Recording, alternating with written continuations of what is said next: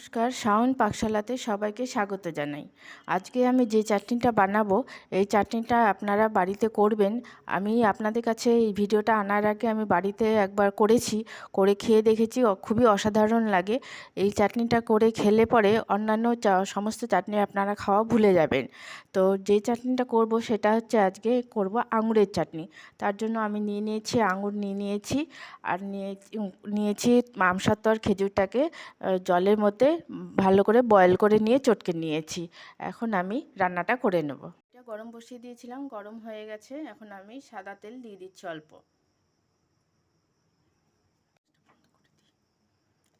দিয়ে দিচ্ছি পাঁচফোড়ন, তেজপাতা, একটা শুকনো লঙ্কা। এখন এর মধ্যে দিয়ে দিচ্ছি আমসত্ত্ব আর খেজুরটা পেস্ট করা, পরিমাণ মতো লবণ, দিয়ে দিচ্ছি চিনি। যেহেতু আমসত্ত্ব আছে, চিনির পরিমাণটা কম লাগবে। খেজুরটা ফুটে গেছে। এখন আমি আঙুরটাকে আমি পিস পিস করে কেটে নিয়েছি। এখন আমি এই আঙুরগুলো দিয়ে দেব। আপনারা, আমি তো ফোড়নে পাঁচফোড়ন দিলাম, অনেকে মেথি খেতে চায় না, তাহলে আপনারা এই ফোড়নটা স্কিপও করে যেতে পারেন।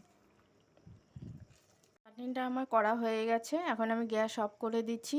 এটা খেতে খুবই টেস্টি হয়। আমি খুব সাধারণভাবে আপনাদেরকে দেখালাম। আমি তো আঙুরগুলোকে দুভাগ করে নিয়ে করলাম। এটা খেতে খুব ভালো লাগে, কারণ কি আঙুরগুলো মুখের মধ্যে পড়ে। আপনারা চাইলে পরে আঙুরগুলোকে পেস্ট করেও নিতে পারেন, ওইভাবেও করতে পারেন। এখন সেটা আপনারা যেভাবে ভালো বুঝবেন সেটা করবেন। এটা আপনার বাড়িতে করে খাবেন। খেয়ে ভালো লাগলে আমার চ্যানেলটিকে সাবস্ক্রাইব করবেন, লাইক করবেন, শেয়ার করবেন এবং কমেন্ট করে আমার পাশে থাকবেন।